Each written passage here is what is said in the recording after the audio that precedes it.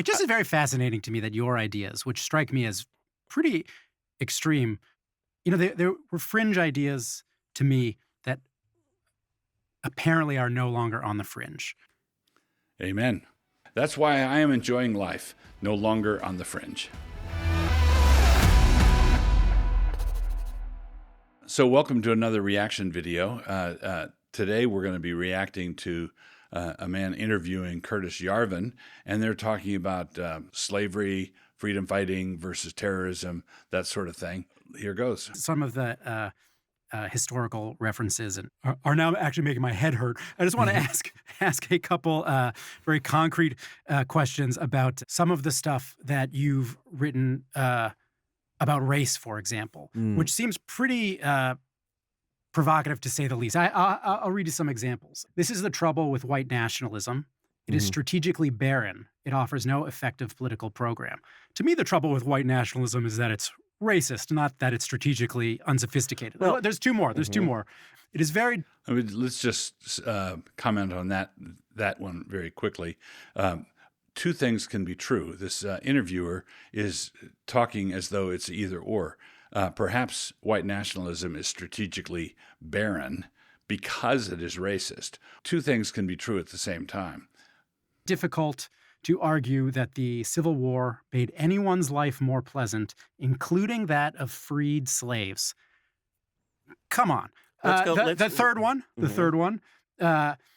If you ask me to condemn Anders Breivik, the Norwegian mass murderer, but adore Nelson Mandela, perhaps you have a mother you'd like to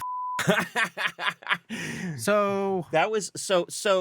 Oh, let's go through. And this is a guy who's saying we'll live through. We'll achieve harmony. Let's go through each of those examples. And so when you look, for example, at Mandela. The reason I said that, most people don't know this, there was a little contretemps when Mandela was released because he actually had to be taken off the terrorist list. I mean, maybe the more relevant point is that Nelson Mandela was in jail for opposing a viciously racist apartheid regime, but... Yeah, he was in jail for opposing how? What tactics did he use? What had he done to oppose? The viciously racist apartheid regime, basically, they had him on the terrorist list. So if you look let's get to the other two. But again, your quote was, if you ask me to condemn Anders Breivik, but adore Nelson Mandela, I'd prefer to condemn them both. And so this is an important point. It's not that he wants to attack Mandela and defend Breivik. He wants to use equal weights and measures. He wants to say, hey, if two people do the same thing in pursuit of two different political objectives, can't we call them the same thing? He wants to condemn them both. The interviewer wants to lionize Mandela, even though Mandela was guilty of murder.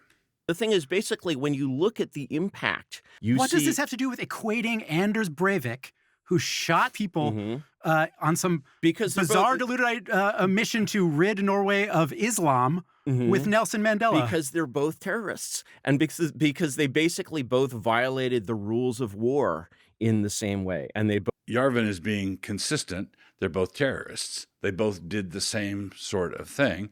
And the interviewer, he has on a set of blinders that makes him lionize Mandela and condemn the other. Both basically killed innocent people. We valorize terrorism all the time. This valorization. So Gandhi then is your model.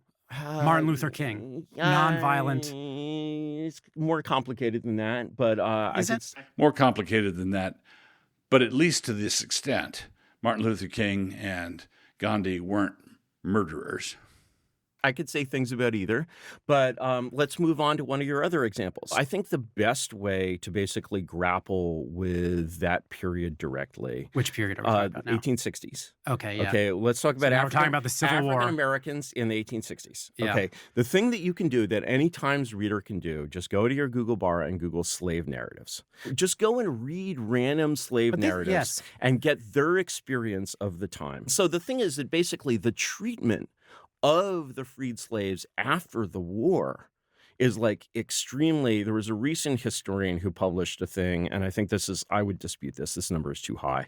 But his estimate was that something like a quarter of all the freedmen basically die in between like 1865 and 1870. Yeah. Well, That's too again, high. I can't That's speak too high. to the veracity of that. That's too high. Anyway, the thing is basically like, But you're saying there are historical examples in slave narrative where the freed slaves themselves expressed regret at having been freed. But this to me is another prime example of how you selectively read history, because if you read other slave narratives where they talk about the horrible brutality of it, so Absolutely. what? That there are So here, this is a little bit exasperating. I've read a bunch of the slave narratives myself, and the interviewer here is exactly right in a way that misses the point. If someone said slavery time was a wonderful, wonderful time for slaves and whites both, if it's all song of the South,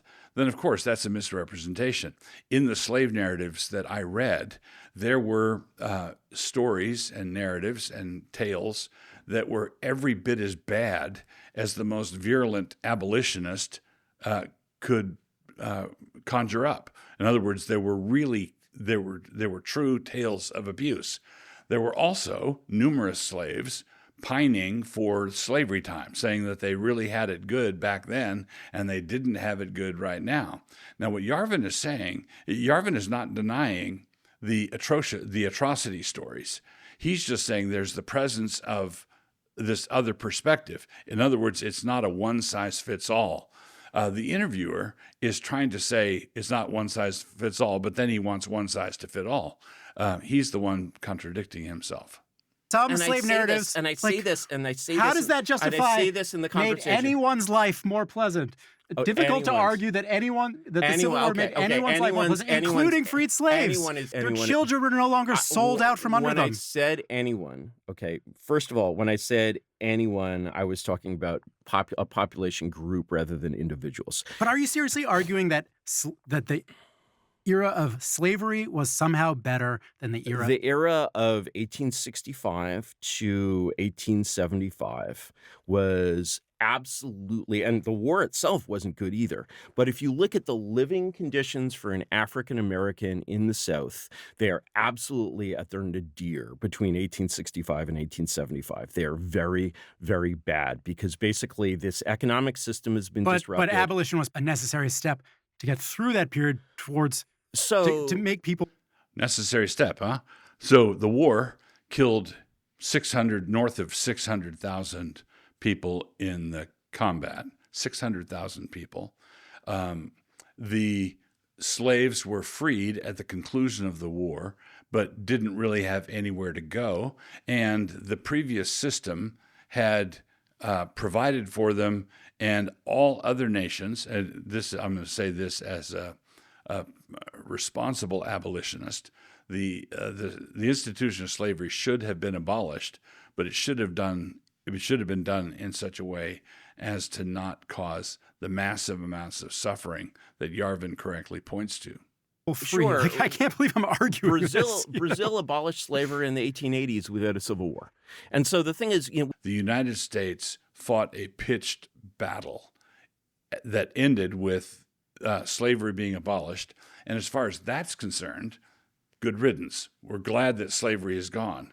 But I think Yarvin is exactly right. The way we did it was really bad.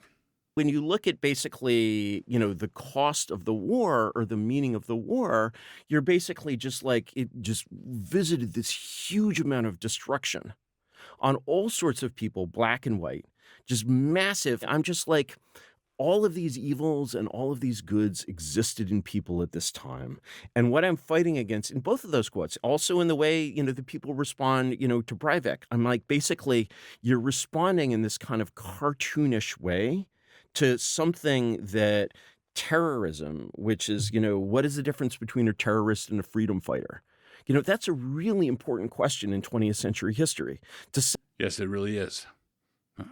Say that I'm going to have a strong opinion about this stuff without having an answer to that question, I think is really difficult and wrong. Now, maybe you think you know, I haven't been red pilled or whatever, or I'm not thinking through these issues enough. But I feel like, to me, you call it cartoonish, I call it very morally clear. I can say something like, I think slavery was bad. I'm glad.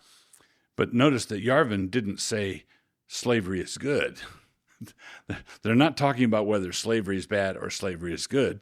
They're talking about at what cost should we eliminate it? Was there a better way to eliminate something that they would both agree is bad? I would agree it's bad. I'm glad it's gone. But the debate, this interviewer is misrepresenting the debate. He's trying to argue that Yarvin is saying slavery is good. I'm sorry it's gone. And he's saying slavery is bad. I'm glad it's gone. But that's not what Yarvin is talking about at all. Glad there are no longer enslaved people. And then to hear you then say, well, you have to look at it from this other perspective. This is a one-dimensional view of history. I think, well, no, I think it's pretty cut and dry. It just is very fascinating to me that your ideas, which strike me as pretty extreme, there were fringe ideas to me that apparently are no longer on the fringe. Amen. That's why I am enjoying life, no longer on the fringe.